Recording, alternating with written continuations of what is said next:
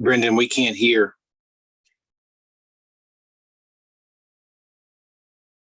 It's okay.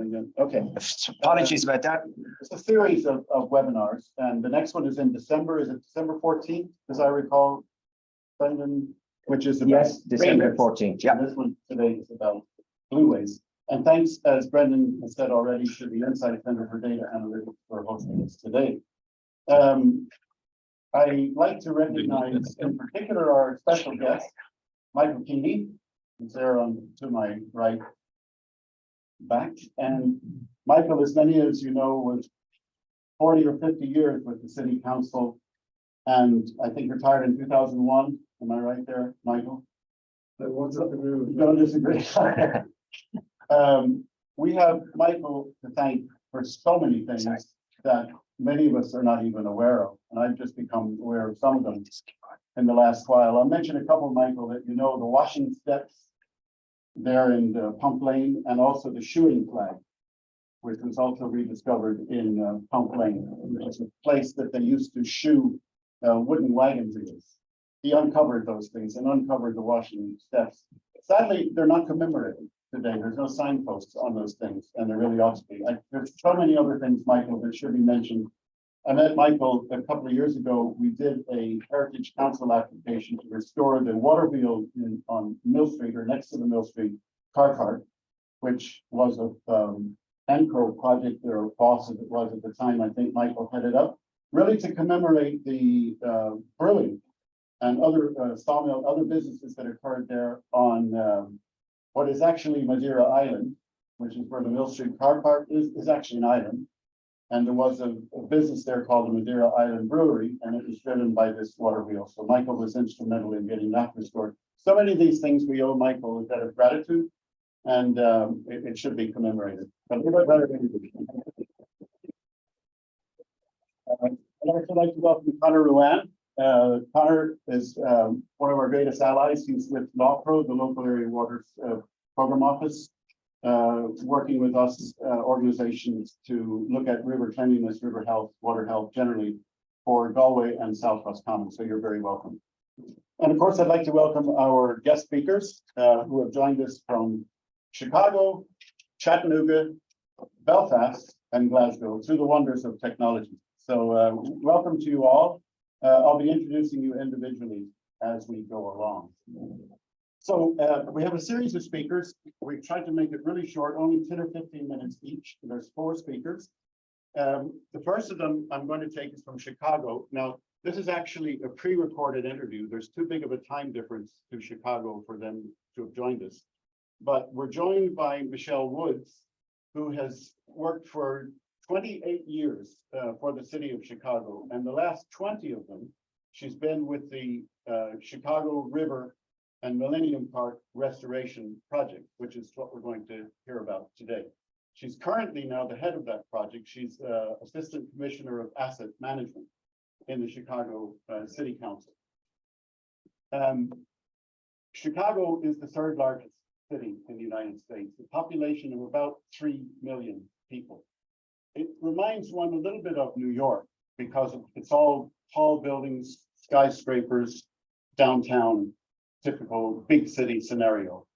And like all big cities, with offices in tall blocks, they tend to empty out at nighttime and over the weekend and be kind of dead zones. So we're going to see what Chicago has done to restore that river. And we're going to welcome Michelle. Hello, good morning or good afternoon, depending on where we are, right? But this shows Michigan Avenue, and this shows how the downtown river was really a hub for industry for our city. During industrialization, we did a lot of polluting, like many cities did. And in 1979, someone wrote an article about Chicago's friendless river because our river was so terribly polluted. So this is the Chicago Riverwalk. We were able to realize it as part of the Wacker Drive reconstruction project. And We did that in the 1990s, early 2000s, and September 11th happened and changed the world, and we didn't have any infrastructure funding. And so this was how the Riverwalk was left. This was the section between State Street, which you may have heard the Frank Sinatra song about, and Dearborn. And what I want to call out to you is just, you see the graffiti, you see it's vacant. We tried to put a little store in there for a bit, but there were so many challenges. The other thing I want to call out, it's really obvious that the Riverwalk is a continuous path along the river, but look at that vertical separation. You could be on Upper Wacker Drive there and not even realize there's a river down below. But even if you came down to the Riverwalk section at this elevation, you're still very separate from the river system. So we did these build outs, and the build outs were actually redefining the navigational channel and building out into the waterway. And in this situation, we took this block and transformed it to this. Wow. And you see we have still a restaurant space there, which is thriving and doing excellent business. This is now a destination. But then also to look at how the people are literally so close to the river. They could actually dangle their feet in it if they chose to. The next block looked like this previously, and now it looks like that. Mhm. And again, you see you have just this much closer access to the waterway. And this block was designed such that if you were in a kayak or a canoe and you were paddling along, this would be an area where you could very easily get out. And we also have our accessibility ramps right here. We find that a lot of kayakers, because you're using upper body strength, have mobility challenges with their legs. And so this was a way that you could also get out of your wheelchair and into a kayak or vice versa, and then enjoy the path. This is Clark to LaSalle Street. And this is these kind of are Chicago's version of the Spanish Steps. And this little section of the Riverwalk is very, very popular on nice days for lunch. People come and hang out, and we have, you see the people on bicycles. We have our accessible path here that kind of zigzags and cuts through the steps for access. And this is the following block. And again, you see this big separation, the elevation between the path and the water. And you see also too how vacant the before photos are, and then how you have a bunch of people down here walking along and just enjoying being in the path. And this is one of my favorite sections of the Riverwalk. These are our floating gardens. And this shows that it is still impacted by weather and rain. So we have these stainless steel columns, and if you can look closely, hopefully the quality is good enough that you can see there's little lines in them. And that shows the elevation of the river. Normally the Chicago River is at a -2 CCD or Chicago City datum. We have these 100-year storms 3 or 4 times a year, which I think we need to change the names of those storms, frankly. We have these microburst weather events. The river level can rise up to as high as +4. Our river was famously reversed in 1900. And we have a lock at the area where the lake and the Chicago River meet. And we'll open the lock and allow the river water to flow out into the lake during heavy storm events. But we try to prevent doing that because it means everything from the lake of the river is then being discharged into our lake, which is the source of our drinking water. So we want to be really careful about that. And when that happens, all of this is submerged. And so we did design the river knowing that this could happen, and it would be obviously something that would happen 2 times a year.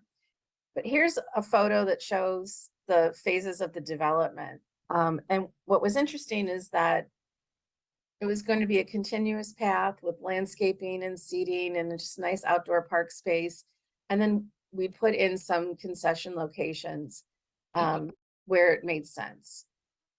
Well, then Mayor Emanuel takes office, and he gets us involved with the federal government's TIFIA program, the Transportation initiative financing, Transportation Infrastructure Financing Initiative Act. Can't believe I forgot the name of that. And that essentially worked as like a mortgage. It was a federal loan that we would pay back over the course of 30 years with revenues generated from the project. Now, what's interesting about that is that they use it mostly for highways or tollway construction, right? Where you driving down the way, you pay and generating revenue from the infrastructure. We all of a sudden had to figure out how to put as much retail space in this parkland or this viaduct, right? Like where would you put these things and generate enough revenue to pay this loan back? So that was a real interesting challenge. And we were very successful at it. I'm pleased to say we've already paid the loan back. We've refinanced the loan, I should say. We didn't pay off the full $120 million, but we were able to refinance it. And so we are generating significant revenues from the vendors that are in the park. And frankly, there are locations where we could put additional retail and we're choosing not to retain that wonderful park space. I'm pleased to say that in August of 2021, we were at 17 million in total revenues from the vendors. And right now in 2022, as of our August numbers, we were at 19 million. Franklin Street and Wells here is across from the Merchandise Mart, the Mart building. And we have a cultural program with them called Art on the Mart. And essentially projectors on the Riverwalk side put an art show on the facade of the Merchandise Mart building every night. I encourage you to look up their website, Art on the Mart, and you'll see the different programs and plans that the shows that they have. Let me ask you something that occurs to me when you describe the Art on the Mart program and other things that may have happened on the other side of the river with the Chicago Walk in view. There's sometimes a concern by some that the creation of green and blue spaces would have a detrimental effect on development and developers. What has been the experience in Chicago? Absolutely not. No. What we've seen with our $100 million investment, Mayor Emanuel used to tout about this all the time, is that we had $1 billion investment then from the private industry, private developments. One of the things I used to say is that it makes the city more competitive for conventions and tourism, right? Like, so if you're going to have a convention where you're sitting all day in conference rooms or in meetings, it's nice to go take a walk afterwards. So instead of saying I'm going to a casino, right? Or, I'm going to go take a walk and have a gelato. I'm going to have a glass of wine. I'm going to have something nice to eat. Oh, look, we could rent kayaks over here. I think that makes our city more competitive for the convention bureau, convention industry.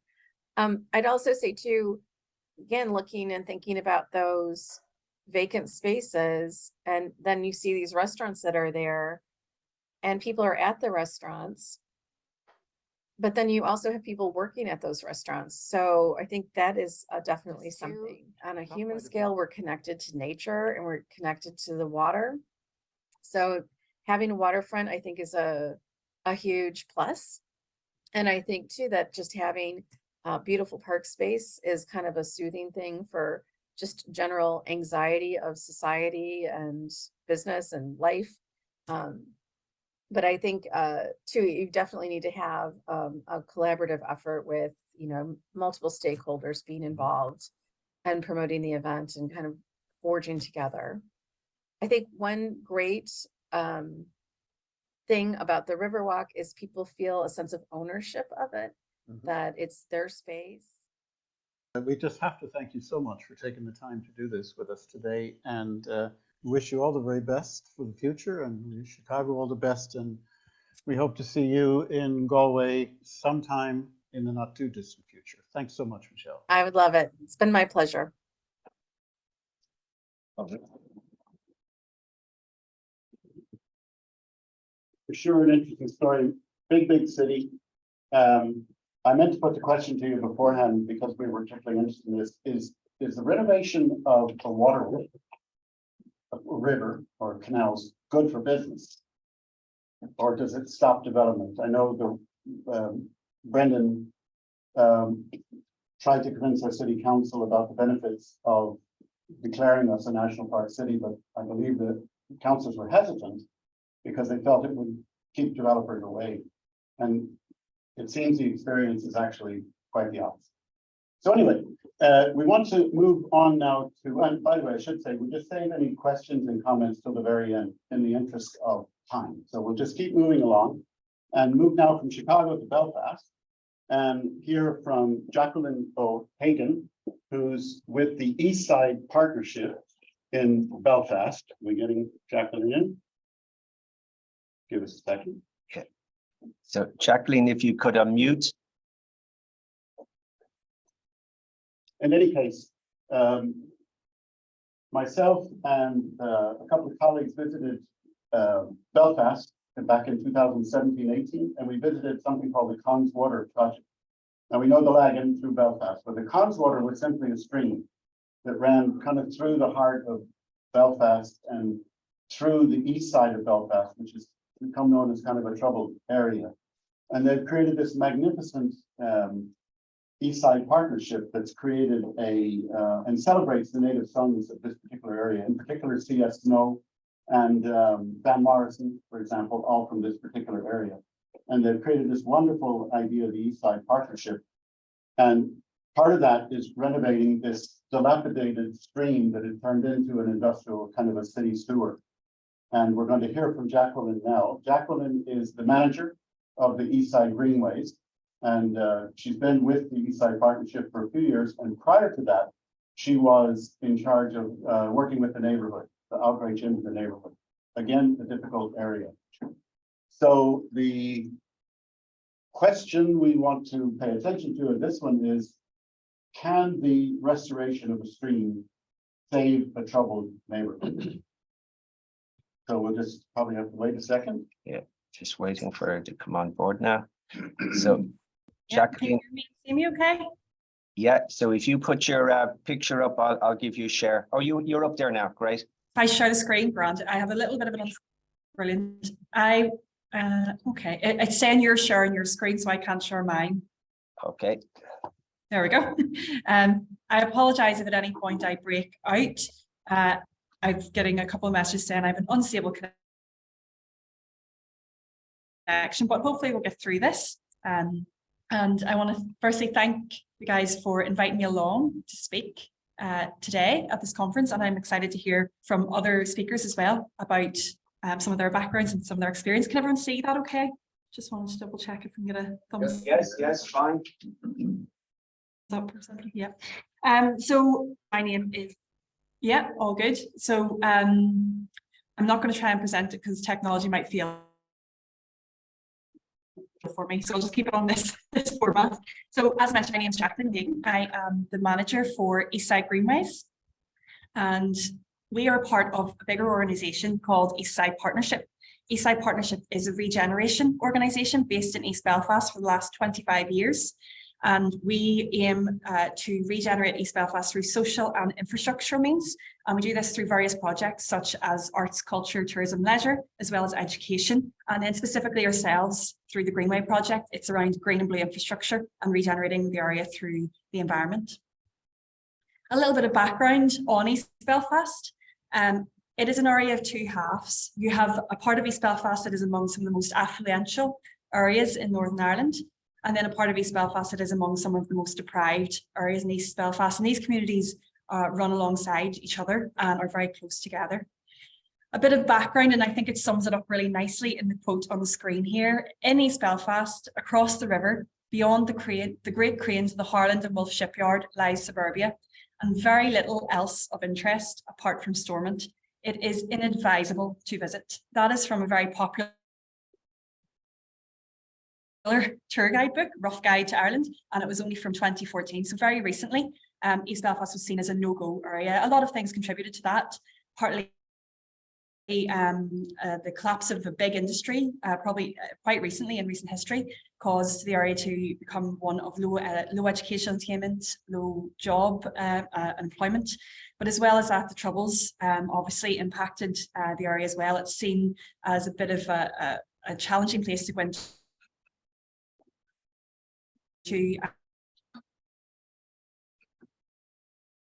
A lot of community attainment, low educational attainment, and poor physical environment.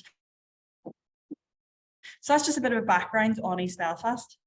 The Connswater Community Greenway is based on the Connswater, Knock and Loop rivers, and this is a picture of the rivers before we worked on them. As you can see, they're pretty neglected, run down, dumping grounds.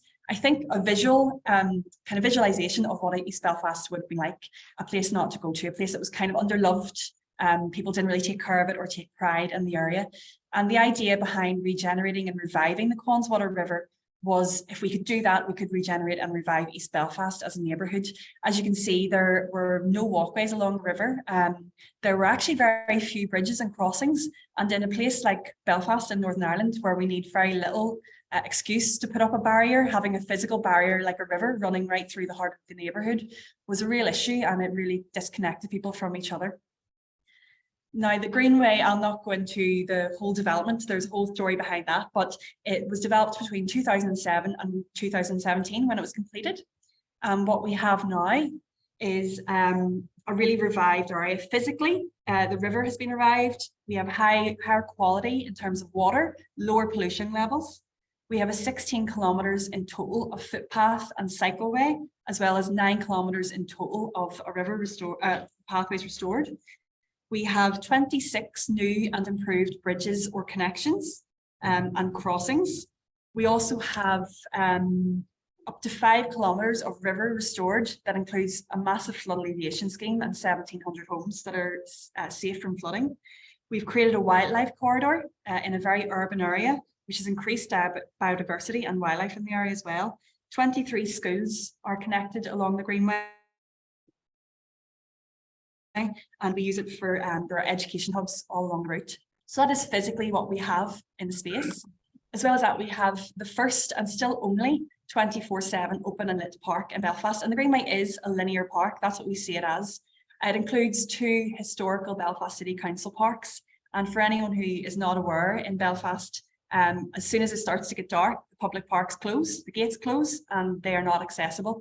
So us having an open and lit park 24/7 is really important here, and it's something that's new in the area. So the question that was posed, which I find really interesting, can the restoration of an urban stream change a troubled neighbourhood? I think simply infrastructure on its own is never going to be the key to changing a troubled neighbourhood. But certainly it goes a long way.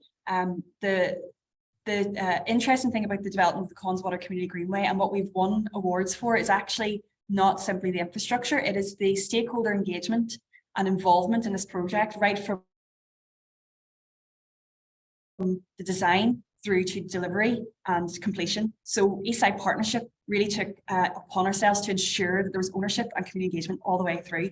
And we've looked to sustain the Greenway going into the future as well and work on that social regeneration alongside the infrastructure. So I think, yes, it can be done if it's done in the right way. You have social and infrastructural regeneration working alongside each other.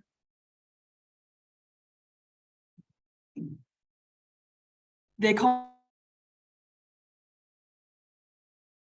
Connswater Community Greenway having East Belfast become actually a catalyst as well for other organisations and other groups and other people to continue to work and build on the work that we've done. So some of the impacts of the Connswater Community Greenway, we've connected communities, as mentioned before. That physical barrier of the river is a real issue. So we're connected by this river that ran through the heart of the community. We've also managed to encourage physical activity along the route. So as I said, we have play parks, we have people accessing green spaces in an urban area where there was poor health inequalities. We see people now walking, cycling, running, using mobility scooters to get up and down the Greenway. Just having that right on their doorstep has really encouraged people to get out and be more physically active. There's been an economic impact as well. And that happened probably quicker and bigger than we anticipated. Once we constructed the Greenway, we've seen in the last 5 years since completion, lots of businesses and housing developments have popped up all along the route, specifically wanting to have their businesses and their houses along the Greenway because it's a desirable location with cafes and breweries, restaurants, and new housing developments as well, which has been really exciting. We've been able to change perceptions of East Belfast, going back to that quote that I mentioned in the earlier slide about East Belfast being a place that you should not go to. There is nothing to go to and see.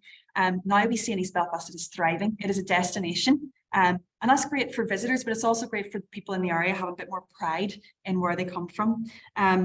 We have cyclists. The Greenway has created a route for cyclists to go through East Belfast from the city centre out to Castlereagh Hills, out to the country and rural parts of Northern Ireland. So cyclists travel through, but because of all of the restaurants and businesses that have popped up along the route, they also stop and they spend time in East Belfast. We see tourists coming to visit. C.S. Lewis Square is the picture we have on the screen here. This is our new public space, and it has statues related to the Narnian characters in C.S. Lewis's book. So we have a lot of tourists now coming to see specifically C.S. Lewis Square. As mentioned, we celebrate some of our local heroes through heritage trails. So Van Morrison, George Best, and C.S. Lewis himself. We kind of focus on the positive stories, the positive history and heritage of East Belfast. Anti-social behaviour was a big concern whenever we created the Greenway. We were creating a new space, we were opening up parks, and residents were very concerned that that would actually encourage and promote and increase antisocial behaviour. What we've seen since the Greenway has been created is a reduction in antisocial behaviour in East Belfast. East Belfast now has the lowest levels of antisocial behaviour in the whole of the city. It's not solely because of the Greenway, but it has played a big part. And we have offered opportunities for youth workers, the local policing neighbourhood teams and Belfast City Council to be able to get out onto the Greenway and actually engage with young people in a positive way. We have allowed people to see their lives through a green lens. People in a very urban and industrial area are now starting to be connected to nature, to the environment, and to biodiversity in a way that they never would have been before. They're starting to understand the importance of spaces like this. As you can see, this is from an engagement session we did last year, where we still like to get out and chat to our users out on the Greenway. And we talked to them about what they like about the space and what they like to see more of. And a big thing that came through, that it was great for mental health and well-being. It encouraged people to get out and be active. It was a community space that people could come to and spend time in, not just simply walk or cycle through. And it was their green space. It gave them ownership and educated them about the environment in a way that they would have maybe got before. All of this leads to pride, civic pride in the area. When the people in a troubled area like East Belfast start to feel more proud of the space that they live in, that can contribute to other people's perceptions of the area and people wanting to come and visit it rather than stay away. The Greenway has been a catalyst for change. As mentioned before, it's changed how communities, organisations, businesses interact with green spaces.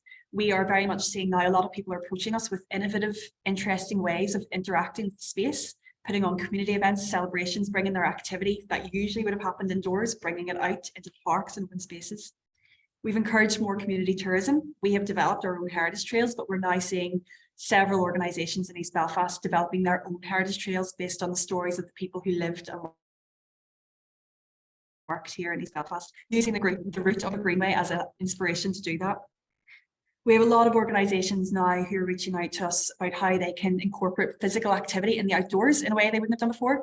So people are approaching physical activity, mental health and wellbeing in a new way and using green spaces to do so. It's a shared space, C.S. Lewis Square and the Greenway, in a very, what can be sometimes a very divided city, is a shared neutral space that everyone can enjoy from all sorts of different cultures and backgrounds, as well as people who have various different mobility capabilities getting outdoors. And I mentioned before, the final catalyst is around that economic benefit that we're seeing more businesses here, more tourists coming in. You'll be glad to know this is the final slide. I was trying to keep within my tight time frame. Could have been so much more that I could have mentioned. But just to round off and kind of say what the future aspirations of the Greenway are. The Greenway completed in 2017. We as an organisation have stayed in place. We're rooted in East Belfast. We're a community organisation and we continue to sustain the Greenway and build on the work that's happened here. In 2019, we developed and launched our Eastside Greenways concept plan, which you can see here.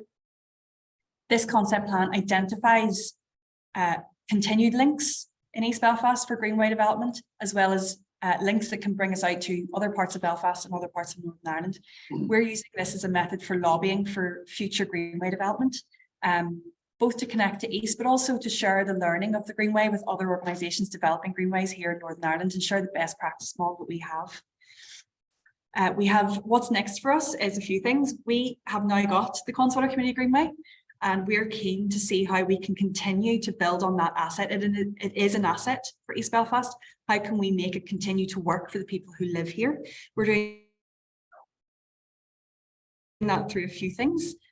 Personal development programs. We're looking at young people as a big user of the space. How can we use green and blue infrastructure and green and blue spaces like this to encourage confidence building, personal development, and then to link them into skills and employability opportunities in that environment? Can we get people interested in working out?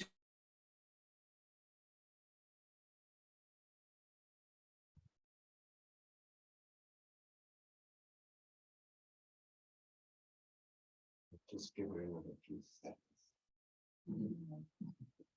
Greenway since its completion in 2017.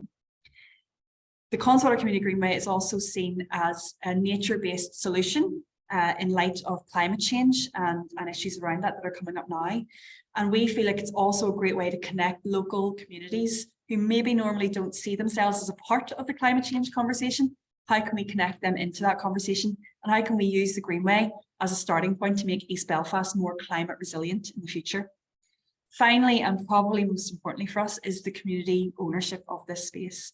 We will continue to be embedded in the community that we work in, where we continue to work with stakeholders, whether that's community organisations, youth groups, local policing teams, councils, to try and continue to build on the asset that the Greenway is. What can we do in the future? Is there more things we can develop here that will continue to work for East Belfast? And I think that sums it all up. I look forward to hearing the rest of the speakers. Thank you very much.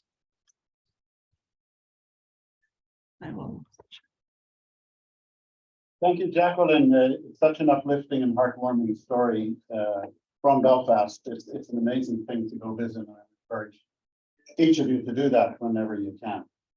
Jacqueline, stay with us, please, and as we continue on, because we're holding comments and questions until the end. So we're going to keep moving now a little bit northeast up to Glasgow, and we're joined now by Richard Miller, who's Richard is the Chief Operating Officer of Scottish Canals, and as such he's responsible for all 140 miles of the canal network in Scotland. And since 1999, when he joined the organization, he's managed several projects, not least of which the £83 million Millennium Link project, which is one of the largest canal restorations in the United Kingdom. And he also saw the reopening of the Union canals and returned them to navigation in the 1960s. We have a lot to learn from the UK about the restoration of canals. Welcome, Richard. Are you hearing me? I'm hearing you. Can you see the slides? Yes. Yep. Just to put a question to you, Richard, to consider, and I say this to the audience as well. Are there other benefits to reviving a canal network besides making them look nice? Over to you, Richard. Thank you, and great pleasure to be here to talk about where we are with Scottish Canals. Let's just see if in Scotland, we look after 140 miles of canal across Scotland, very much born from the time of canal mania, which I guess was sort of the 1770s through to about the 1820s for the UK. And you can see here what we have left in Scotland, which is 4 and a little bit of canals of what was originally 16 canals. Very different in many ways from what you would see in sort of England and Wales. Not really narrowboat canals. These were sea-to-sea navigations, major sea-to-sea navigations. So Scottish Canals, small public works for Scottish government, 250 staff looking after 140 miles of canal. We're also very proud to have canal travelling through the birthplace of St Patrick Bannerby there at Fort William. So good connection with our Irish cousins, and always good to pick those things up. In Scotland, those canals had their challenges. The Crinan and the Caledonian, very much Highland canals, they have stayed operating right through from the 1800s. So the Lowland canals has got a different story. And the Lowland canals there, the Forth and Clyde and the Union Canal, successful, very successful canals in their day, but were quite quickly taken over by the railways and saw a decline in the 20th century, leading to closure in the 1960s. In the 1960s, the vision for these canals was actually motorways were the thing of the day. So actually the Monkland Canal, they filled in and built the M8 motorway right on top of that canal. Great corridor for finding their way into Glasgow. Forth and Clyde and the Union closed in the 1960s and therefore led to the Millennium Link project, which was a project to reopen the canals of Scotland, £83.5 million at the Millennium there to reopen and bring these canals back to life. Today, I'm going to focus on Glasgow and what we've been doing in Glasgow. There's a much, much bigger story around about the Millennium Link and all of that, but happy to talk that through. But Glasgow specifically. In Glasgow, the canal, the motorway wraps in the successful city centre. And basically, we've got the heart of Glasgow, 10 minutes walk from the heart of Glasgow. You can be in the north of Glasgow through the motorway and past the canal, and you find yourself in the north of Glasgow. The dynamics of the north of Glasgow are very, very different to the successful city centre. It is one of the most challenged communities in Europe. Health stats show a lot of this, and you can see some in that sort of drug-related problems, alcohol-related problems, and really challenged communities. And as a part of looking at what we could do, we worked very closely with Glasgow City Council, with developers like Igloo, and with the housing associations. We have developed plans, and that is called the Glasgow Canal Regeneration Partnership. This was 15 years ago, so quite not long after the canals had been reopened. We pulled this partnership together, very much between those top three there, Glasgow City Council, Scottish Canals, and the developer Igloo, looking at what the future of the canal could be. And we came up with this idea of promoting a sustainable community, connecting and developing quality housing, because as the canals had seen their decline in the 1960s, the communities had followed. The jobs that had existed around the canals had been related to industry, a lot of chemical, rope making, and shipbuilding actually in parts of the north of Glasgow. And that had declined, and the communities had very much felt that decline over that time and had suffered from that. What we wanted to do was find a way of using the canal as a way to create regeneration, good quality community infrastructure, and transform place. And this map probably helps a little bit. You can see here where we have developed our plans. Green space, really important, and you can see the amount of green space that is in the north of Glasgow. But you need to be good quality green space. It needs to be accessible. It needs to have purpose, and we looked very hard at that. You can also see in the pink there, massive house building sites, the potential for 3,500 new homes next to the canal in North Glasgow. You can see there also the connectivity that the canal corridor brings, and we really wanted to unlock that as well. And what we did was develop ideas ahead of regeneration. So this was a site in North Glasgow. You can see the canal there weaving its way around. You can see Pinkston Power Station there in the heart of that picture. Big industrial unit that used to power the trams in Glasgow. What we wanted to do was, that was when we came to it, was an abandoned derelict site. What we wanted to do was find ways of bringing people into the north of Glasgow ahead of the big regeneration, ahead of the house building, build value and create place. What we did was take that site and turn it into Scotland's only artificial white water course. Using the canal, you can see here, this was an old basin there, 130 meters long by 30 meters wide. We closed it off with some sheet piles, we created a basin at the heart of it. And we then developed this artificial whitewater course, as well as a place for outdoor swimming and canoeing, and developed that. You can see here today, as a public sector organization, we helped to raise the funds for it. We project managed the construction of it, and then we handed it over to the communities to run and operate. And today that business supports about 16 to 20 jobs, and it has a turnover of around about £400,000. And every penny that is made there in profit is reinvested in getting local people out and about onto the water. This gives you a feel for just how vibrant it is. Round the corner from that, we looked at a lot of, there was a lot of derelict buildings there. And what we did was work with the creative agencies in Glasgow and developed a new creative quarter.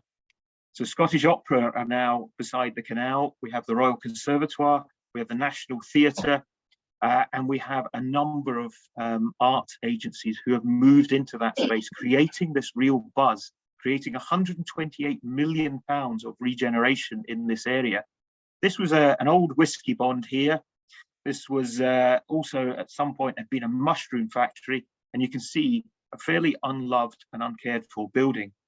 Working with the creative agencies, we were able to turn it into the whiskey bond, and now 200 artists work in that building, creating art, creating design, and has created an industrial, it's creativity on an industrial scale, basically. Further down the canal, again, I sort of mentioned earlier, you know, this green space that existed was there, but people couldn't really get into it and couldn't use it. It was unacceptable and inaccessible. It did not have paths, and it really didn't have purpose. What we did was take this site, the clay pits, and work with 20 funders to help to develop and design the community's belief in what this space could be. And it has very much transformed it. New paths in there, so sustainable urban drainage has been brought into the site. We've developed what was existing and enhanced it with art, with access, and with community ownership in very much in, you can see here, you know, walkways along the canal, people coming in and using it, bringing health benefits to the north of Glasgow. Celebrating the wildlife that is around and about. And this picture here gives you an idea. This is, you can see there across the other side of the canal, you know, large communities, people there, but this area was unaccessible and underutilized. We built bridges, brought people across, got them engaged, them involved in that, and it just amazes me. The community have now taken ownership of it. They are out there litter picking, and this is North Glasgow, where sometimes there's a lot of litter and a lot of graffiti. The place is absolutely spotless because the community have taken ownership and are caring for it. Also like to talk to you about a bit further. This has been a progress, and I guess I would take an analogy of a bushfire. We have developed close to town centre. We have developed those early ideas of getting in and developing place ahead of the housing regeneration. And then we've worked our way out and along the canal, development by development. The towpath on the canal is absolutely crucial to Scotland's active travel. It is the best city to city and sea to sea path. And this place, Stockingfield Bridge here, was an area where we had real problems. You had to come off the towpath and find your way underneath this pend here. And as you can see from this picture, a place where few people wanted to pass, a place that had been built for horse and carts when the canal was first built and was not fit for purpose for vehicles, lorries and people. Hardly any pavement, really important access there. What we wanted to do was to lift it above ground and develop. And you can see this was a challenge. This was a junction in the canal in 3 different directions. We came up with a plan to build a bridge that would connect communities for the first time in 250 years. Some ideas of the construction. This is a £14 million bridge. built very much with the community in mind, connecting the towpath and also connecting across to a new public park across there on the left-hand side of the picture. Quality built into it, a statement of investment in those communities and a statement of change. The community came up with 8 art projects, and you can see in the distance there a Bethia, a mythical Scottish serpent that they are going to tile. The community are going to tile that serpent over the next 6 years. And those sort of things around about community putting their mark on the site and taking ownership have been absolutely key to that project. Here you can see them starting with their ceramics. They are, I think they've done 4,000 of these tiles so far, about 60 to 70,000 of them to be done. But again, everybody that's made a tile is making a mark on that structure and actually taking ownership of the site. You can see here the river of words, again, community taking hold, putting their thoughts, their ideas, their dreams onto the structure. And just to finish off, just a quick discussion around about how we've used the canal as a purpose for the 21st century. The canal lost its way in the 1960s and was basically ready to be filled in to be a motorway. What we've been very keen to do is to make sure that the canal has purpose. And this was an idea where the north of Glasgow really struggled with flood issues, struggled with surface water. And actually, to fix that was going to cost somewhere about 50 to 60 million pounds to drill a tunnel right underneath the city centre of Glasgow down to the River Clyde. Instead of that, we rethought the purpose of the canal and came up with this concept that actually through weirs, by giving the canal a brain and a number of weirs, so it's got a big computer that looks out towards the weather forecast. When it sees a storm coming in, what it does is deploy weirs and literally drops the canal by 4 inches, 100 mil. And the boats don't notice that at all, but it gives us the capacity in a 20-meter long stretch or 20-mile long stretch of the canal to hold the worst storm of the next 200 years. So repurposing, unlocking housing, 3,500 new houses have been unlocked as a result of this. The great thing in here is new housing is being built around the canals. You can see the changes and you can see the quality of the housing that is coming in. What you can also see is that we are saving carbon. That water would have had to have travelled down through the city, cost a lot of money and disruption in the city, would also have been treated. And we are saving 30,000 tonnes of carbon by repurposing a heritage infrastructure.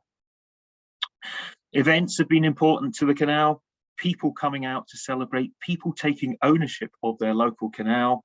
You can see here new bridges opening up, new events on the canal, bringing a vibrancy and a belief into the local area, right through to Neptune Steps, which is an extreme sport where people dive into the canal, swim along and climb up the lock gates. And this is sponsored, or this is a Red Bull event.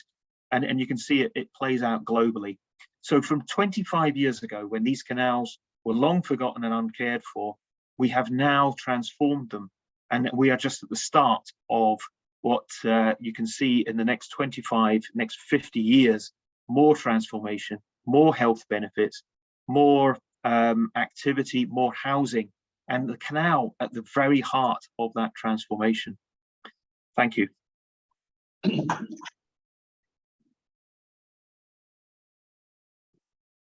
Thank you so much, Richard. I feel like all of us, just so many ideas in that presentation, so many ways that the restoration of a waterway, the canal system that was degraded and forgotten about and nearly paved over, has turned out to be almost the backbone of a community that, again, was very troubled. And I noticed all 3 presentations so far, you notice the theme about people feeling ownership for that which is in their neighborhood and wanting to improve it and develop it, nurture it, and all of that. So that is coming through all of them. Richard, stay with us. We're going to keep comments and questions until the end. Could I just say one comment that we have people here from Cardiff, from Melbourne, from Adelaide, from Notre Dame. So we have people from all over the world online. And the idea is to build up this international community, as Phil mentioned, about best practice, all learning from each other. So, and I extend my welcome and greeting to all those people all around the world. Who would have believed we were staying in Galway and say that? But anyway, you're welcome, everybody who's joined us today. We're going to move right now back east, all the way back to the United States in the state of Tennessee and the city of Chattanooga, which in 1969, by a well-known newscaster in the US, Walter Cronkite, designated Chattanooga the most polluted city in the United States. And we're going to hear now from Blythe Bailey. And Blythe is Director of Design and Connectivity for the Chattanooga Department of Parks and Outdoors. Interestingly, Blythe is an architect or an urban designer and architect by training and background. So he takes a kind of a different view of the restoration of waterways and what they can mean. So he's also responsible for all the parks and outdoor areas in Chattanooga. That is the design and execution of those designs for greenways and blueways. Blythe, I have a question for you, and the audience has a question for you, is what does focusing on what is enduring have to do with rivers and their tributaries? You're welcome, Blythe. Are you there? Thank you, Phil. I'm here. I Great. assume you can hear me. Yes, we can. Okay, and you can see my screen? Yes. Excellent. Really excited to be here, and good to see some friends in the virtual room that we've gotten to know in the National Park Cities efforts that we're underway in Chattanooga. I think that I will answer your question over the course of a handful of slides and some comments about them, and I'll just go right into it. Chattanooga used to look like this. My hometown's folklore includes stories of businessmen keeping several extra pairs of white shirts in their offices. They'd wear the traditional white shirt as they left their house in the morning, and then by midday, that shirt would be charcoal colored from the soot and pollution, so they would change. Oftentimes, the myth is that they took more than one shirt to work, and they would do that more than once. Earlier than that, before the city was known as being incredibly dirty, where you would need extra shirts, we had a busy street life in Chattanooga. We built the city back in those days for walkability and permanence. And you'll note the streetcar in this shot and the men and women walking in all kinds of directions as though the street was made for them. Also note the tall building on the far right, the Loveman's Company. We built our city back in those days to endure and for permanence. And that's one of the many examples of buildings that still stand today in our downtown. That was Chattanooga, at least up until about the middle of the 20th century. But as we designed and modified our city for the car, people left it too. We'd replaced all the businesses with drive-through versions in the suburbs, and we gave over most of the public space to cars, as evident in this image. So not only was our city dirty, but the city that I was growing up in was empty too. It took an unusual experience, like a plane ride, to be able to see our natural setting of Moccasin Bend or the Tennessee River, not just because the air was dirty, you can see it through the dirty air in this photo, but because the entire shoreline was occupied by highways or factories. Your view back in those days was likely through the windshield of your car along one of the many elevated highways, such as the one shown here. It was as though we were trying to get away as fast as we possibly could. I grew up in this city, and it was an accepted fact that upon graduation from high school, myself and all of my friends would go away to college and never return to our dying hometown. As you mentioned, Phil, Walter Cronkite famously said in 1969 that Chattanooga was the dirtiest city in America. I'd argue that we reached our low point actually 10 or 15 years later, but because of the magnitude of that announcement and the prominence of Cronkite, that's the moment that we claim as our pivot point in how we turned our history around. But even before that, I'd argue that Chattanoogans knew what was really important. Photographs from prior to that time show enduring features of our city that we were proud of and that make our city unique, such as Lookout Mountain, Umbrella Rock, and Moccasin Bend, which you can see in the lower left, which has been such a beloved piece of land that is one of the oldest continuously inhabited places on our continent. For 12,000 years, humans have lived at that place. In 1914, John Nolan, and I'll mention this just really quickly, a renowned American landscape architect, developed Chattanooga's park system plan. Nolan's vision for our plan endured over a century, I believe, precisely because it identified those features of our community that preceded us and that will last long after we are gone: our rivers, our ridges, our mountains, and our streams. The Tennessee River is, of course, the major element that spans time, that defines who we are and why we are here across generations. So how did we turn our city around? In the early 1980s, Chattanooga began to ask architecture and design students to consider Chattanooga their urban design laboratory. My mentor, Stroud Watson, who was an urban design professor at the University of Tennessee Architecture School, started with two basic premises. He told every class every semester for about 25 years. One, establish and respect the center of the city as the most important and permanent place for our civic and commercial enterprises. Two, re-engage and celebrate the reason we're here, the Tennessee River. So every semester for almost 25 years, Stroud taught that to students. He also, in the process, taught it to citizens and leaders of our community.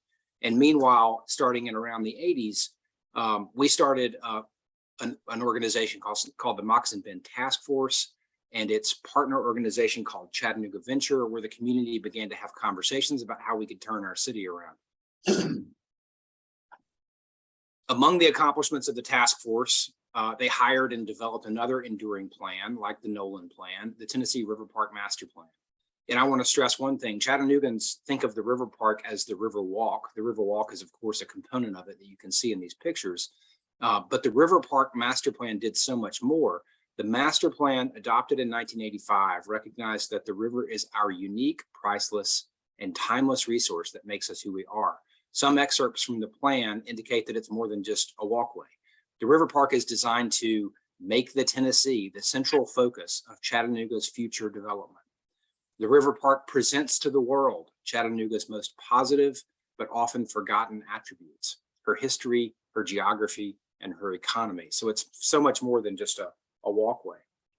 The plan recommended housing, new commercial enterprise, a downtown trolley, as it was called then, the Riverway, which is now commonly referred to as the River Walk, would provide active and passive recreation to serve all ages, income, and ethnic groups. So this was about reinvesting in the place and the permanence of place, but it was also about reinvesting for everyone.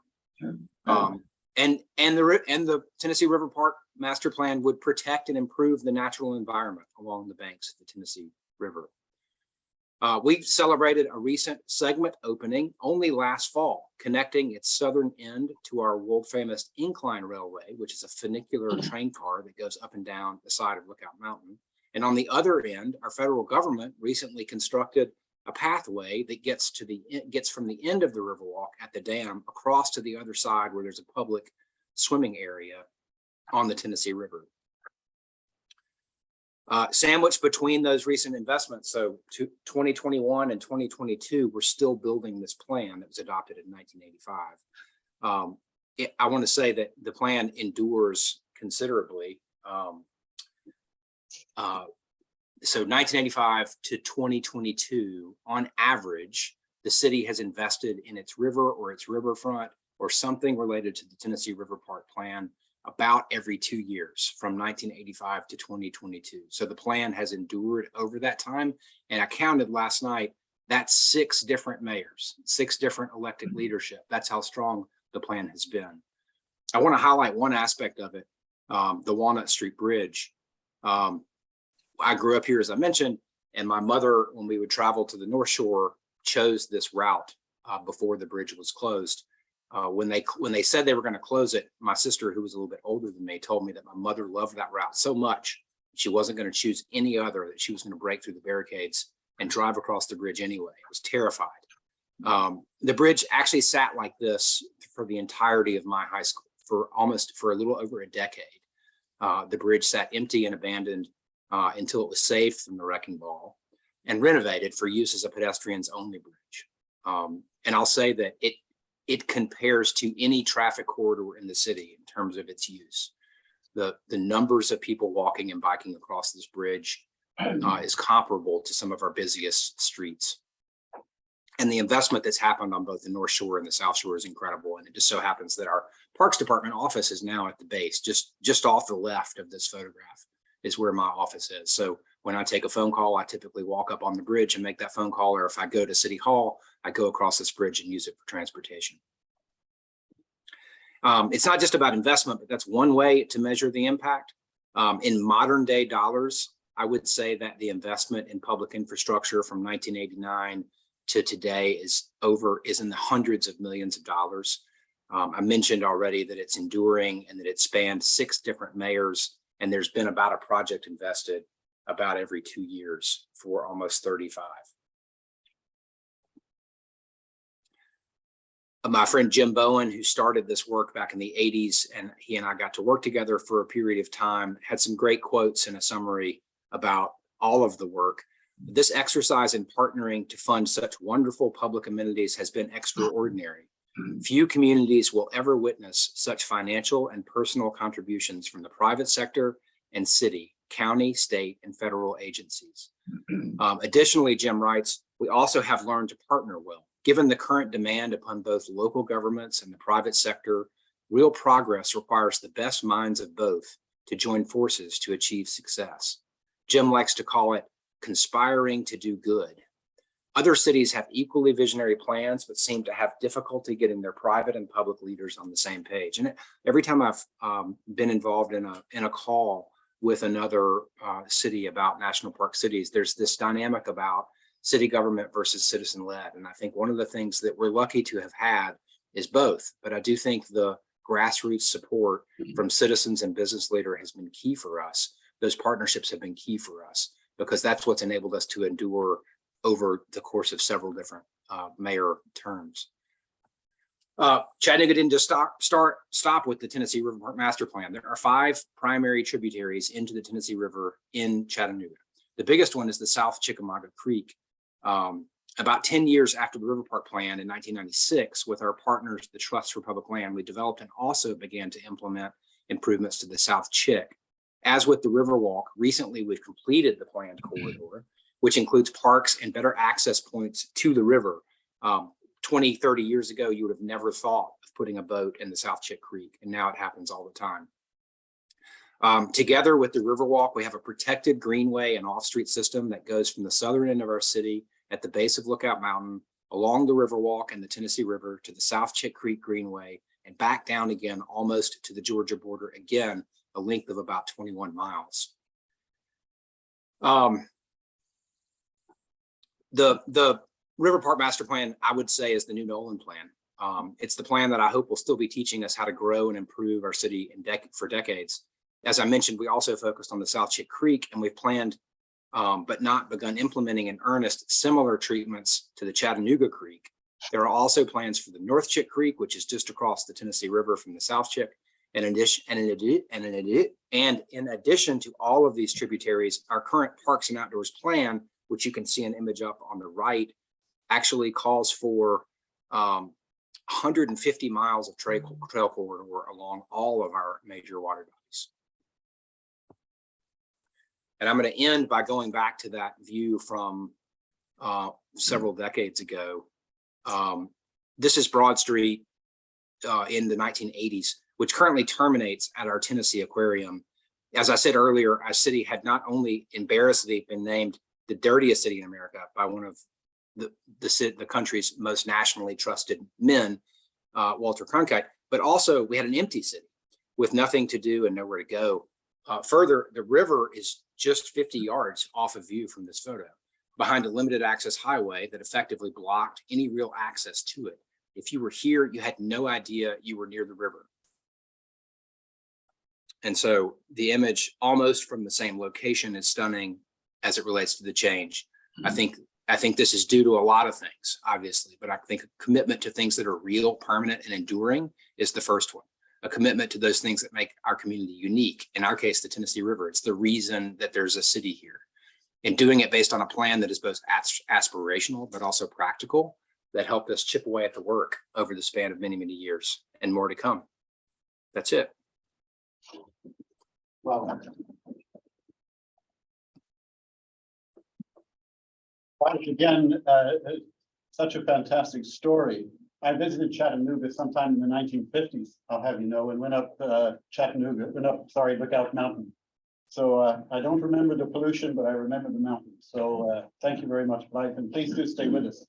I want to show, before we open the floor, and that's all the visitor contributions, before we open the floor to comments and questions, I want to show you Galway. And think about those things. Why are we here? We're here because of the River Carver. That's why people settled here, going back to the Stone Age, through the O'Flahertys up to the Normans. It was there then, it's here now, and it will continue to be here into the future. So, rhetorical question, why aren't we focusing on it more as we develop the city? But provided I can do this, I want to show you will I be able to do it? Some pictures I took yesterday. Let's see. While you're doing that, I'd just like to say a few words. As we said earlier, we have to compliment the Galway Science and Technology Festival. We're part of the program. We have Anne Murray here, the manager of that, and it's had a really fantastic return after 3 years. We haven't met together, even though we're doing it online since, and the crowds are absolutely huge. That's fantastic. Also, we have City Council present. We have Councillor Owen Hanley, he's just left, but we also have Lisa Smith and Stephen Walsh from the City Parks officials. Dennis Goggin would have been here, but he's got a cold, but he's online. And Dennis Goggin was the key person, along with Phil, of getting both Belfast and Chicago on board. And we're all part of this community of national park cities across the world, trying to bring green and blue, integrate them into the fabric of the city. So we have Mark Ridge, the chairperson of the National Park City Foundation. So we have London present as well. He's actually based there. Brother Niall Coll was here earlier. This model was put together. He was a teacher down in St. Patrick's School on Lombard Street. It was put together back in 2004, 2005, a 3D model of Galway City. And also, as was mentioned before, but I'd like to, we see so much happening across the world, which is great. That's the reason why we're having today. And constantly over and over again, we hear people talk about the Blueways and the Greenways integrated. So we have Kevin Jennings here from the Galway Cycling Campaign. We have Cara Bio that are trying to create a sense of community all around the Carib itself. But one person, when we talk about things going great in other countries, if it wasn't for a person here on the back row, Micheál Keeney. Micheál was city engineer, and Bill mentioned him earlier, and he was a man with vision. He's a living legend. Without him, there would be no Barnum Woods for the city. Without him, there'd be no Maryland Woods for the city, got it from Creature. Without him, the granary, I was having coffee there on Saturday, would have been bulldozed. Without him, Terryland Castle would have probably collapsed many, many years ago. He got old scaffolding from Oranmore, I think, from the metal place out there. Without him, there'd be no footbridges across the Dyke Road. They were again out just waste metal. They were part of the railway bridge, and he put them into footbridges along the Dyke Road. So he has done so much, and that's only an inkling. But this man, his story has to be written, because he is very much a key stone of Galway City. So I'd like you all to give him a big boot of bus.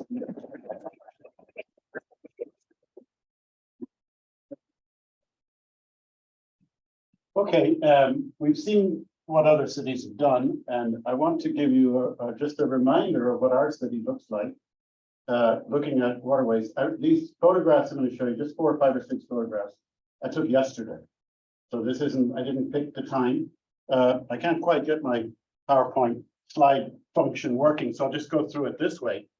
But very quickly, and I have to say I'm a little bit embarrassed to show these with our visitors that have joined us online, but this is the truth of it. This is the section called the Friars River.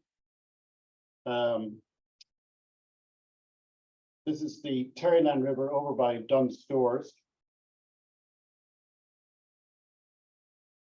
That's the bed of the so-called Slaughterhouse River, which comes off of, which is at Newmarket Smith. And you can see this lovely stonework there that's completely invisible there to us now.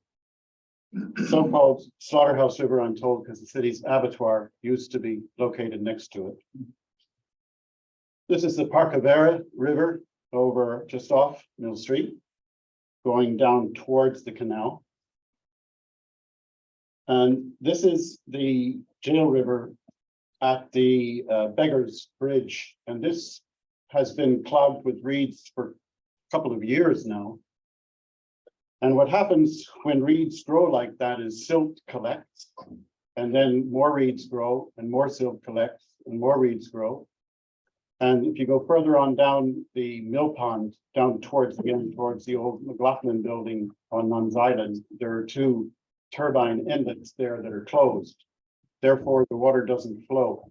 And when the water doesn't flow, it doesn't scour the bed. And so it's a shame that that's the way it is. And this is Mill Street. We know this view so well. See it every day nearly that we pass by. So that's the reality of our river and canal network. That's how we treat that which is enduring in our city. And I think we need to think about that a bit and see if we can change that situation. So can I then just again thank our presenters from elsewhere. Welcome again the people who joined us from here, there, and everywhere. And just maybe open the floor to any comments or observations that you would like to make, or indeed ask questions to our other presenters. Michael, please. Could I say something? And of course, I'd like to thank Brendan Smith, otherwise known as Speedy, for all the passion he's put into Galway, and his ability to talk to people and get the fires lighting. But and I met you before down at Mill Street and a few more places, and I think looking at Chicago and Chattanooga and all these places, they're all sort of high flying for Galway. But what we have in Galway is we had a mayor here since 1484. We still have the million books up in City Hall or up in the university. And one of the most important things about what we have left in Galway is we've got the remnants of going back hundreds of years, waterways, head races, tail races, 2,500 horsepower coming off the river in 1900s. And I appeal to the city fathers and those with authority to make provision for access to the waterways, sluices, and anything that's left. I've kept what I could when I was in power. I'm no longer saying anything, but I think that'll be wonderful. Is to keep developing some encroaching on the waterways. Like I remember one time a friend of mine said, we're talking about traffic in Galway, he says, you know, why don't you fill in the canal if you don't? So, and that's only 30 years ago. So thanks again for the compliments. I appreciate them.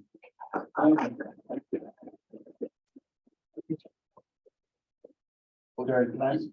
Yeah. Jerry was previously chairman of the Galway Civic Trust, and so I'd like to ask Jerry to add some comments for us. Yeah, and firstly, thanks yourself, Phil, because at that time the waterways were part of the brief for the Civic Trust, and Phil approached the Civic Trust from the point of view of what can I do to help them, and the best advice he got was start to do your own thing, because you know the Civic Trust was following government at the time. So thanks, Phil, for that. Just a point that I would make, I was impressed with the speakers, but the amount of money involved, 83 million sterling, 100 in Chicago, you know, and in the best probably we can do is to influence and lead people along. But the only show in town in Galway for that sort of money is probably the transport, whatever it's called now, the bypass or whatever else. And I'm not up to date with it. You might know more of the people. But if it's parked at the moment for whatever kind of reason, and if the brief is being rewritten, why not include water transport, which is the city of the first place? And if you're talking about a £1 billion project for that, well, what's an extra 50 or 100 million to do with work? Yeah, so it's just the project. Yeah. Okay. And I just like to be associated. Me, I was a neighbour of mine for years. I can tell you this: when I was in school, he came to live 100 yards the road from us, and I intended to be a teacher. And then I started to see these lovely 2,500 maps, the urban survey. Oh, yeah. By the time I was in fifth, I was doing honours maths. And I thought I did leaving cert instead of doing engineering. So thanks to me all for that. I didn't just do it for local reasons. He had the nicest house, the nicest car. Okay, any other comments? Jen, I know you're concerned about safety and the role that retail and other kind of vegetations might play in that. Would you like to maybe comment on that? Any water user will have noticed over the years the build-up of silting and invasive weeds, which are causing huge problems for anybody using the water. It's very, very unsafe. We have size in that, we get tangled in it. The canals are showing signs of serious degradation. You'll see leaches on boats, all sorts of things. So how do we get this argument on the table again and get the canals cleaned up? I'll come back to that. The other part there, Phil, is that Galway County Council and Mayo County Council engaged consultants to look at Blueways and all the waterways in Galway, and also they took in Loch Mask and Loch Corrib. I haven't actually seen the final report back, and it would be interesting to see have they envisaged that as part of what we've seen here today, which was great work, and maybe we're looking forward to seeing it, because we can see what can be done if the willingness is there to produce something for people. Yeah, some of us met with the consultants about that. One should understand that that is a feasibility study for what they call Blueways. Blueways, in their terminology, has a particular meaning. It doesn't just mean trails through the water. The Blueways, and in their definition, are land and water-based places where they're kind of big, and you can come and park a car and you can have access to the water, and there's a lot more to it than that. And that's great that they're doing that, but it is just about, or not only, but it is about sport. It's not about all the other topics like water health and history and other kinds of amenities and energy and all the other things that should be considered. I'll come back to that again. Now, you want to make a comment? Yeah, I found the presentations incredibly inspiring, and I looked at the pictures that you have there, and there is enormous potential in Galway. We all know that. I mean, they don't have to be projects on the size of Chicago. They can be projects that are quite small, but have a huge impact and benefit to the local community. However, my involvement in City Council personally was quite frustrating in this regard, in that it became clear to me that, sort of the work of people here, it's kind of, almost sort of, what do we call it, going against it's in spite of rather than because of the council, in my view. I think they're lone crusaders and lone warriors like Brendan and many of the people in this room who are kind of always sort of battling against the monument, as it were. But I think a big problem with Galway City Council is the capacity to do these things, and that's what I think you were referring to a minute ago. I mean, the amount of funding available and so on. Are there even people who are capable of applying for that funding or administering the sort of projects? If we look at the Riverside Walk project many years ago, I mean, the amount of difficulty that created in the city was absolutely enormous. You know, it was very, I think a lot of people got frightened away. A partnership didn't develop. It was very controversial.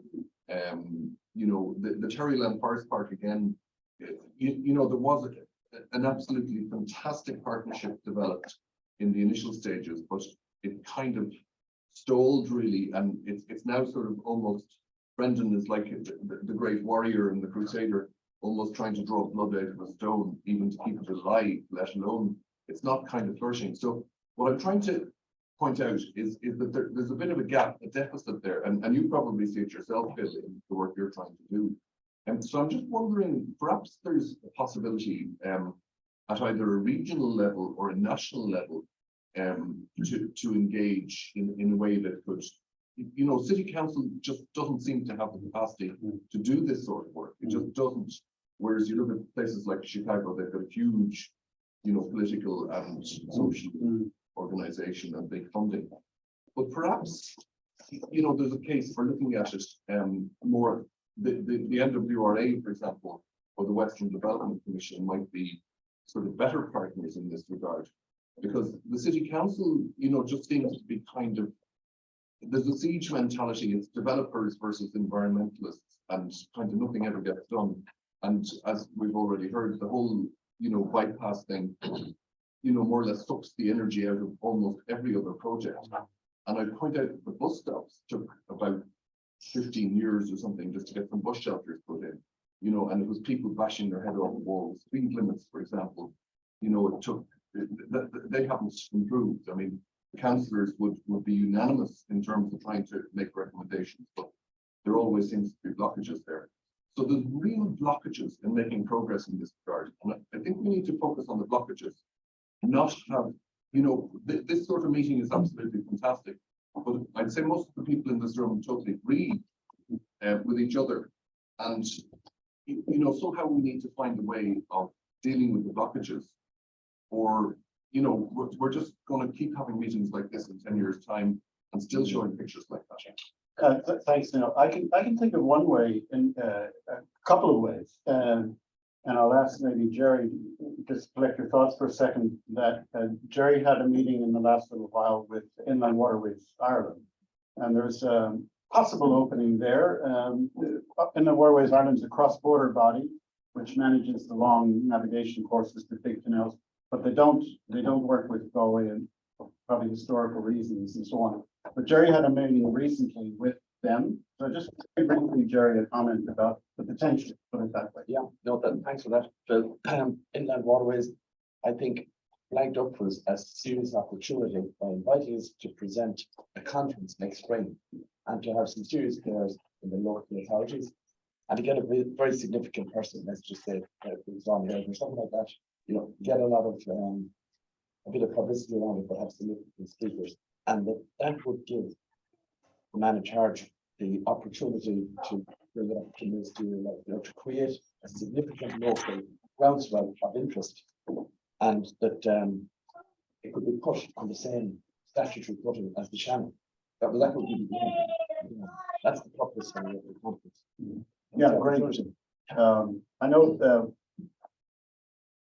Sorry, just on the issue of another possibility, but a little bit disappointing. I had agreed with the city councillors in the context of the new city development plan that they would vote to put a statement into the new city development plan that Galway will create a master plan for its waterways. And note, in all of these cases, big or smaller, there was a master plan.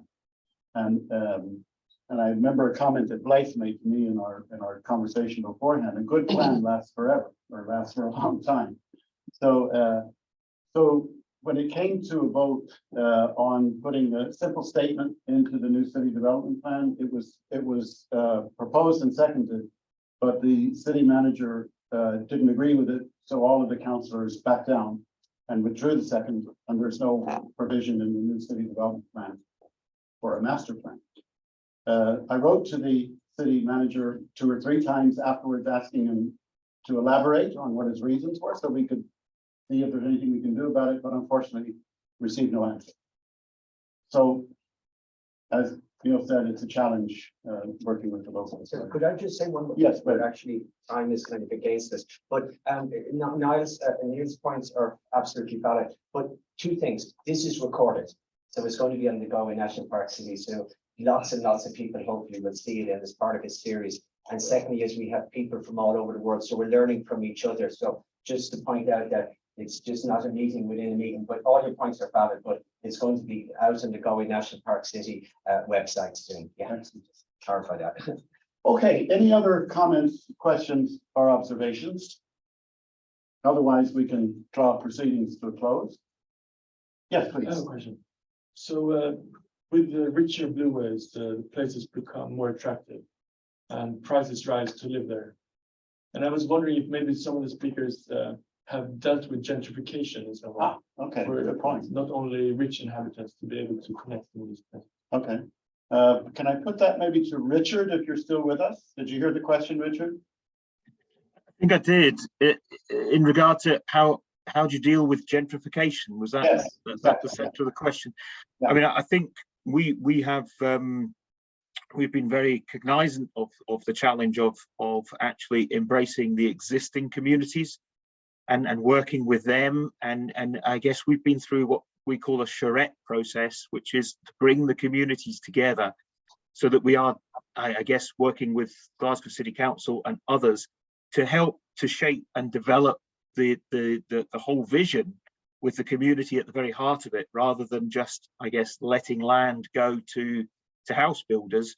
It has been very much about developing a mixed housing developments around and about, so that the communities can see that it's a place for them, and it's not, you know, I guess at one point the canal was seen almost as a barrier, and it would be like a moat around some developments. What we've been very cognizant of is making sure that that does not happen, that there is good access across, and that there is a real engagement so that everybody wins out of the waterside development and can see the purpose, whether that's for fishing, for kayaking, for walking, for cycling, and or for even just getting down to the health centre, and doing simple things like, instead of putting steps, we put steps and ramps down, but the kids wanted a slide to go down the hill. So they could see in the plans and what came out on the ground, the things that they had fed into that charrette process. And I think that's been really, really important. Okay, thanks very much, Richard. Another question from the online participants is, how have some of these restorations affected marine life or water health or nature within the waterways? Have any of you, Richard or Blythe or Jacqueline, prepared to comment on that? I think Richard again, perhaps. Yeah, I mean, I think you know, generally we have improved. You know, waterways are fantastic when they're properly maintained. Otherwise, they become a bit of a monoculture. But you know, the dredging of the waterways, the improved. We've seen improved fish. We've seen otters. We've seen water voles, and I guess we've seen heron and the like moving back in and taking hold. So generally, investment and making sure that the ecology is carefully thought through when you're doing these sort of jobs is really, really important. But ultimately, I think well-maintained and cared for waterways add value to the wildlife and to the ecology. And actually, that is what people find highly attractive, is that 200 years of ecology and support and that green and blue space. And we were able to show people coming out and using the canal was actually adding health benefits as well beyond. So there's a mental side, a mental physical improvement, and that interaction between the ecology, the fauna and the flora, and the people actually enjoying seeing that and engaging in it. So it has been positive. That there are always, if you can't make an omelette without breaking eggs, there's always places where we've had to go in and develop things that maybe have changed the ecology slightly, but making sure you've got the remediation in place, making sure that you are seeing the longer term picture and you can sell that longer term picture works. Right. Blythe, are you still with us? I am, and I was going to add to that question. I think our approach, and I'm not the science of the species in and on water bodies is not my expertise, but I think our focus has been a lot of times these water bodies being out of sight and out of mind, used almost entirely for industry and manufacturing, means that some of the pollutants, it just feels like that exacerbates the issue of pollution in our water bodies. And we found that re-engaging with them and providing more access for people, obviously you don't want to put people in a dangerous, dirty water body, but I think over time it has been very effective to re-engage with our river and our creeks as a way to bring awareness to the general public about their state, and that has helped indirectly clean them up. I'd like to understand better. I believe that there's a story, and it's again not my expertise, but I believe there's a story around the South Chick Creek Greenway in our community, and how not only the development of the Greenway alongside it, but paired with environmental improvements has actually improved everything. So I think they're definitely complementary. Great stuff. I just come in for one point there. In terms of the local ecological situation with regard to rivers, we have Conor Ruan here from the Community Waters Office that covers South Roscommon, the county, and Galway City, and he's made a huge difference working with local communities right across the length and breadth of Carabeo. And likewise, we have Stephen Walsh, who was the first superintendent of city parks for Galway City back in '99. And himself, he did a huge amount of work of ensuring that Terryland Forest Park happens in that period. And lastly, Lisa Smith, who's his assistant, she's bringing now, we're working with her closely to bring the water and the parks and the meadows and the woodlands of Terryland into a whole new dimension. So I just wanted to give recognition to both of those from City Council and the Conor Ruan. Thanks very much. Ladies and gentlemen, time has come to an end, not too far over. Thank you so much for showing up and being part of this today. Thanks in particular to our contributors, Michelle and Jacqueline and Richard and Blythe from Parts Elsewhere. Thank you very much, everyone, and have a good day. Hi, everyone. Thanks for having me. You're welcome. And well shared, well shared. I'd like to say the same thing, but I'd also like to point out there is actually a cafe downstairs. Yes, yeah. Where if anybody wants to stay on and have a chat with each other, we need to promote it because it's kind of, yeah. Oh. And for those online, the person who just spoke was the first Green Mayor of Galway City, and he's done wonderful things. And we have the body that Neil chaired at one time was responsible for the name and the signs, I believe, around the various rivers. So again, a note of gratitude to Neil and his predecessor. And indeed, Brendan was, of course, heavily involved with that process. Okay, thanks everybody from abroad, and see you all. Again. Downstairs. By the way, this model was created by the St. Patrick's 6th class in 2005, I think. 2004. So come and have a look at it. I have a question for you. Which of these waterways are natural and which ones are man-made? Very good. And could we get a photograph of people around it, that you put a backdrop or front drop, sorry, we go behind.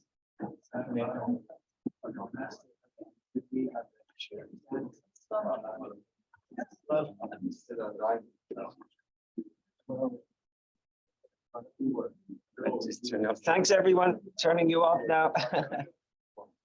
See you next month. Oh, I just.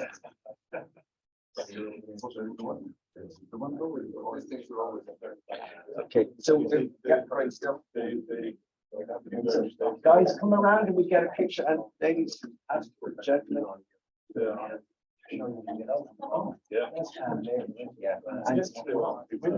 Dan Travis here from Conservation Volunteers Galway. They're doing huge amounts of work in Lochatolia at the moment with the turn rafts. So well done, Dan. And that will be a separate issue in biodiversity. I give it due recognition. Sorry, Hugh, just come in tighter, and Dan. Yeah, Dan.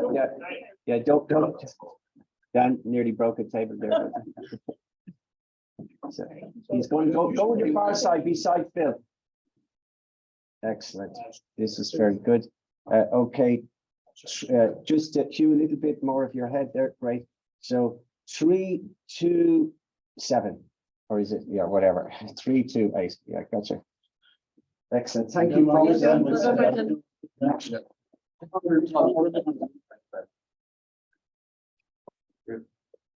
Actually, can you use your camera? The green and the red. I'll go here. Green and red, perfect, perfect. Ah, yeah. Very good. 3, 2, 1, green and blue. Very good. Right. Great stuff. Thank you.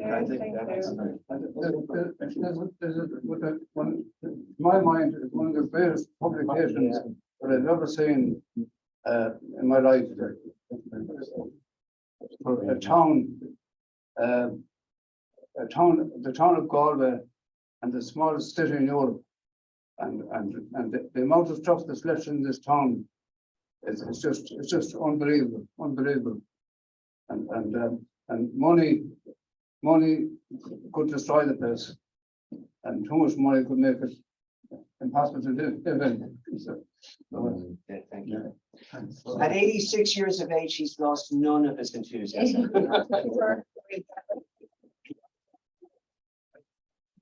Well, Chair Phil, great job.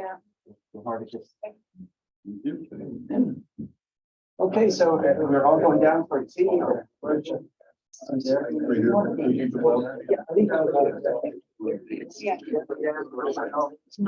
Isn't it great? Leave it for tonight.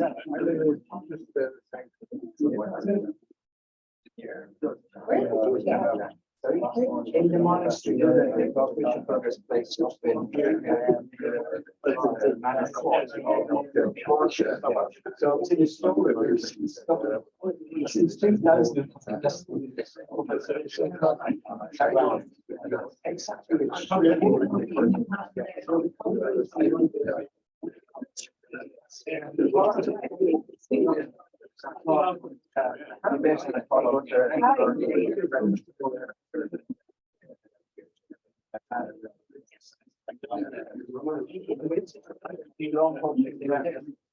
Yeah, we're trying to establish we develop